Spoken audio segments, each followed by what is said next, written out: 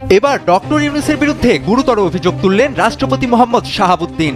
আমরা এই রাস্তায় থাকবো, হায় আল্লাহ এ কি অবস্থা সৃষ্টি হলো। আমি করজোড়ে আপনাদের কাছে মাপ চাচ্ছি। বঙ্গভবনে কোনো টেলিফোন লাইন নেই, সংযোগ বিচ্ছিন্ন, এমন একটা পরিস্থিতির মধ্যে এক ধরনের গৃহবন্দী মানে বঙ্গভবন বন্দী জীবন পার করেছেন শাহাবুদ্দিন। বাংলাদেশের রাষ্ট্রপতি জনাব শাহাবুদ্দিন চুপ্পুর একটি সাক্ষাৎকার কালের কণ্ঠে প্রকাশিত হয়েছে। এই সাক্ষাৎকার নিয়ে রাজনীতিতে তোলপাড়। দর্শক, এই সাক্ষাৎকারের মধ্য দিয়ে বিএনপির সমস্ত রহস্য ফাঁস হয়ে গেছে। দর্শক, ইতিমধ্যে কিন্তু রাষ্ট্রপতি শাহাবুদ্দিন চুপ্পু বিভিন্ন ধরনের অভিযোগ করলো ডাক্তার ইউনূসের বিরুদ্ধে এবং বিভিন্ন রকমের আলোচনা সমালোচনা করেছে ডাক্তার ইউনূসকে নিয়ে। এবং রাষ্ট্রপতি শাহাবুদ্দিন চুপ্পু হঠাৎ কেন ডাক্তার ইউনূসকে নিয়ে আলোচনা সমালোচনা করেছেন এবং বিভিন্ন রকমের অভিযোগ তুলেছে। এবং এখন পর্যন্ত কোনো দেশের রাষ্ট্রপতি এরকম ধরনের অভিযোগ করতে পারে নাই এবং পৃথিবীতে ইতিহাসও এরকম অভিযোগ তুলতে পারে নাই কোনো রাষ্ট্রপতি। এবং রাষ্ট্রপতি শাহাবুদ্দিন চুপ্পু কি অভিযোগ করলো, গ্যাস, পানি, বিদ্যুৎ এবং টেলিফোনের লাইনটা সহ কেটে দিয়েছে, এরকম ধরনের ডাক্তার ইউনূসের বিরুদ্ধে অভিযোগ তুলেছে। তো দর্শক, ইতিমধ্যে কিন্তু চালচলন কিছু তথ্য বেরিয়ে আসলো, যা আপনারা এই ভিডিওটা দেখলে বুঝতে পারবেন। তো দর্শক, ভিডিও শুরুতে শিরোনামের মাধ্যমে কিছু অংশ দেখেছেন, এখন দেখবেন পুরো ভিডিও জুড়ে। তার আগে সবার কাছে একটা অনুরোধ, যারা আমার চ্যানেলে নতুন আসছেন অবশ্যই চ্যানেলটি সাবস্ক্রাইব করে দিবেন, পাশে থাকা ব্ল্যাক বাটনটি অল ক্লিয়ার করে বাজিয়ে দিবেন। তো দর্শক, চলেন একটা লাইক দিয়ে সম্পূর্ণ ভিডিওটা ধৈর্য সহকারে দেখতে থাকুন। বঙ্গভবনে কোনো টেলিফোন লাইন নেই, সংযোগ বিচ্ছিন্ন, এমন একটা পরিস্থিতির মধ্যে এক ধরনের গৃহবন্দী মানে বঙ্গভবন বন্দী জীবন পার করেছেন শাহাবুদ্দিন।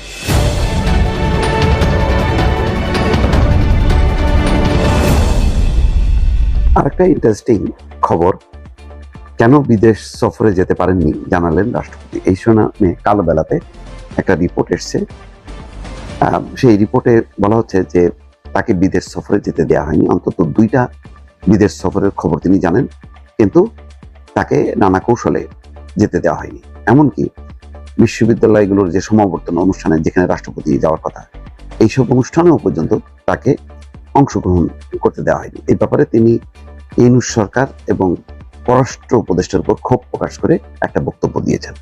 এটা এক সাক্ষাৎকারে একটা বেসরকারি গণমাধ্যমে আমি দেখছিলাম, সম্ভবত কালের কণ্ঠের নির্বাহী সম্পাদকের সাথে সাক্ষাতের সময় তিনি এই কথা বলেছেন যে আমার 2বার বিদেশ সফর ডক্টর ইউনূস আটকে দিয়েছেন। মূলত ওই সরকার চায়নি কোথাও আমার নাম আসুক, আমাকে একদম অন্ধকারে ফেলে রাখার চেষ্টা করেছে। তারা চায়নি জনগণ আমাকে চিনুক জানুক, এটি আমাকে খুব কষ্ট দিয়েছে।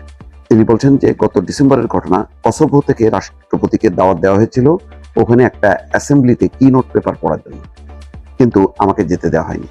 তারপর কাতারের আমির আমাকে দাওয়াত করলো ওখানে একটা সামিটে অংশগ্রহণ করার জন্য, রাষ্ট্রপতি অ্যাড্রেস করবেন, সেই সেমিনারে রাষ্ট্রপতি ছাড়া আর কেউ থাকবে না। তখন আমার কাছে পররাষ্ট্র মন্ত্রণালয় থেকে একটা চিঠি দেওয়া হলো। সেই চিঠিতে বলা হলো যে আমি রাষ্ট্রীয় কাজে ভীষণ ব্যস্ত, সুতরাং এই সেমিনারে অংশগ্রহণ করা আমার পক্ষে সম্ভব না। আমি দুঃখিত, ওই চিঠিতে আমি সই করিনি। তিনি বলেন ওই চিঠিটা লেখার সময় আমার সঙ্গে কোনো পরামর্শ করা হয়নি, আমাকে জানানোও হয়নি। চিঠিটা দেওয়ার পর আমি জানলাম যে এরকম একটা দাওয়াত এসেছিল। রাষ্ট্রপতি হেসে বলেন, একজন রাষ্ট্রপতি কি এত বেশি ব্যস্ত থাকে আমাদের সংবিধানের আলোকে? যাই হোক, পরে আমি ওই চিঠিতে একটি প্রশ্নবোধক চিহ্ন দিয়ে পাল্টা চিঠি পাঠাই পররাষ্ট্র মন্ত্রণালয়। তাতে আমি পররাষ্ট্র মন্ত্রণালয়ের এমন শিষ্টাচার বহির্ভূত এবং অধ্যত্বপূর্ণ আচরণে তীব্র নিন্দা জানাই। ভবিষ্যতে যাতে এই ধরনের অপরাধ করা না হয় সে বিষয়ে পররাষ্ট্র উপদেষ্টাকে চিঠি দেই। ওই চিঠির জবাবে তার নিরুত্তর ছিল, তবে এরপর আর কোনো দেশ থেকে আমাকে আমন্ত্রণ এসেছিল কিনা সে বিষয়ে জানারও সুযোগ হয়নি। তিনি বলছেন যে শুধু বিদেশ নয়, দেশে কোনো অনুষ্ঠানেও তাকে যেতে দেওয়া হয়নি। এটা বোঝাই গেছে, আমি এর আগেও বলেছি, ডক্টর মোহাম্মদ ইউনূস সবসময় চেষ্টা করেছেন রাষ্ট্রপতি শাহাবুদ্দিনকে এড়িয়ে চলতে। রাষ্ট্রপতি শাহাবুদ্দিনকে এড়ানোর পেছনে কি কারণ থাকতে পারে? এটা পরিষ্কার যে তিনি যেহেতু শেখ হাসিনা সরকারে নিযুক্ত, আর শেখ হাসিনার ব্যাপারে ডক্টর ইউনূসের মধ্যেও সাংঘাতিক রকম একটা বিতৃষ্ণা বা ক্ষোভ একটা জন্ম নিয়েছিল শেখ হাসিনার আচরণের কারণে। সুতরাং তার নিযুক্ত রাষ্ট্রপতির কাছে যাবে না তিনি, এটা স্বাভাবিক। এবং ছাত্রদের প্রবল বিরোধিতা ছিল, এমনকি বঙ্গভবন ঘেরাও করার মতন একটি অবস্থা যে রাষ্ট্রপতিকে অপসারণ করতে হবে, উৎখাত করতে হবে, এই ধরনের আন্দোলনও কিন্তু হয়েছিল। সেই আন্দোলনের হয়তো নৈতিক অবস্থান থেকে ডক্টর মোহাম্মদ ইউনূসও একাত্ম ছিলেন, কিন্তু বিএনপি এই আন্দোলনে সাড়া দেয়নি। তারা মনে করেছে যে রাষ্ট্রপতি যদি না থাকে তাহলে সংবিধান রাষ্ট্র একটা সংকটের মধ্যে পড়বে, যেটার সুযোগে অনেকে নানা রকম চেষ্টা করতে পারে এবং দেশে একটা অস্থিতিশীলতা বাড়তে পারে। এইসব পরিস্থিতির কারণে রাষ্ট্রপতি পদত্যাগও হয়নি, অপসারণও হয়নি। রাষ্ট্রপতি তার পদে ছিলেন বটে, কিন্তু ডক্টর মোহাম্মদ ইউনূস সবসময় তাকে অ্যাভয়েড করে গেছে। এটা তো মানে পরিষ্কার যে বিদেশ সফর শেষে রীতি অনুযায়ী রাষ্ট্রপতির কাছে রিপোর্ট করার কথা, দেখা করার কথা, যে কি কি হলো, সেই সৌজন্যগুলো প্রকাশ করেন। একেবারে ন্যূনতম যেটুকু না করলেই নয় সেটুকু তিনি করেছেন। এই যে যেমন তাকে বিদেশে যেতে দেওয়া হয়নি দাওয়াত সত্ত্বেও, তাকে বিশ্ববিদ্যালয়ের সমাবর্তন অনুষ্ঠানগুলোতে যেতে দেওয়া হতো না। এক ধরনের বলা যায়, অনেকেই বলতেন যে বঙ্গভবনে শাহাবুদ্দিন অবরুদ্ধ, বঙ্গভবনে কোনো টেলিফোন লাইন নেই, সংযোগ বিচ্ছিন্ন, এমন একটা পরিস্থিতির মধ্যে এক ধরনের মানে গৃহবন্দী, মানে বঙ্গভবন বন্দী জীবন পার করেছেন শাহাবুদ্দিন। বাংলাদেশের রাষ্ট্রপতি জনাব শাহাবুদ্দিন চুপ্পুর একটি সাক্ষাৎকার কালের কণ্ঠে প্রকাশিত হয়েছে। এই সাক্ষাৎকার নিয়ে রাজনীতিতে তোলপাড়। দর্শক, এই সাক্ষাৎকারের মধ্য দিয়ে বিএনপির সমস্ত রহস্য ফাঁস হয়ে গেছে এবং আমি স্পষ্ট করে বলতে চাই যে বিএনপির দিন শেষ হয়ে আসছে। বিএনপি বেশি দিন টিকতে পারবে না। এইভাবে বেইমানি করে, ধান্দাবাজি করে, বাটপারি করে রাষ্ট্র ক্ষমতার টেকা যায় না। তো দর্শক, বিএনপির সামনে বিপদ আসন্ন। মূলত তারেক রহমানকে বেকায়দায় ফেলতে এই সাক্ষাৎকার। বিএনপি মনে মনে খুশি, আরে এটা তো আওয়ামী লীগের বিজয়, ভারতের বিজয়।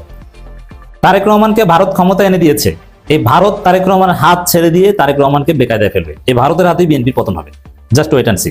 পুরো গেম খেলছে ভারত। এই সাক্ষাৎকার, প্রশ্নমালা, উত্তর কি হবে, এগুলো সব ভারত সাজিয়ে দিয়েছে। এটা ভারতের একটা গভীর খেলা। আর এই খেলার মধ্যে পড়েছে বিএনপি। বিএনপি মনে মনে খুশি না, খুশি না। বিপদ কত প্রকারের কি অচিরেই তারা টের পাবে। এই সাক্ষাৎকার শুনলে আপনি চমকে উঠবেন, কি ঘটেছে। দর্শক, আপনি চিন্তা করেন, এই চুপ্পু কে? হাসিনার লোক, এটা কে না জানে। এবং হাসিনার লোকের মধ্যে একটা লিমিট আছে, কেমন লোক ছিল তাও তো আপনারা জানেন। সেই চুপ্পু বলছে যে তার কঠিন সময় যখন বঙ্গভবন ঘেরাও হয়, রাষ্ট্রপতিকে সরিয়ে দেওয়ার জন্য জোরালো আন্দোলন, তখন পাশে পেয়েছে বিএনপিকে। Tarique Rahman, he is very cordial, কি ভালো মানুষ। আরেকটা ইন্টারেস্টিং খবর, কেন বিদেশ সফরে যেতে পারেননি জানালেন রাষ্ট্রপতি। এই শুনানি কালো বেলাতে একটা রিপোর্ট এসছে। সেই রিপোর্টে বলা হচ্ছে যে তাকে বিদেশ সফরে যেতে দেওয়া হয়নি। অন্তত 2টা বিদেশ সফরের খবর তিনি জানেন, কিন্তু তাকে নানা কৌশলে যেতে দেওয়া হয়নি। এমনকি বিশ্ববিদ্যালয়গুলোর যে সমাবর্তন অনুষ্ঠানে যেখানে রাষ্ট্রপতি যাওয়ার কথা, এইসব অনুষ্ঠানেও পর্যন্ত তাকে অংশগ্রহণ করতে দেওয়া হয়নি। এই ব্যাপারে তিনি ইউনূস সরকার এবং পররাষ্ট্র উপদেষ্টার উপর ক্ষোভ প্রকাশ করে একটা বক্তব্য দিয়েছেন।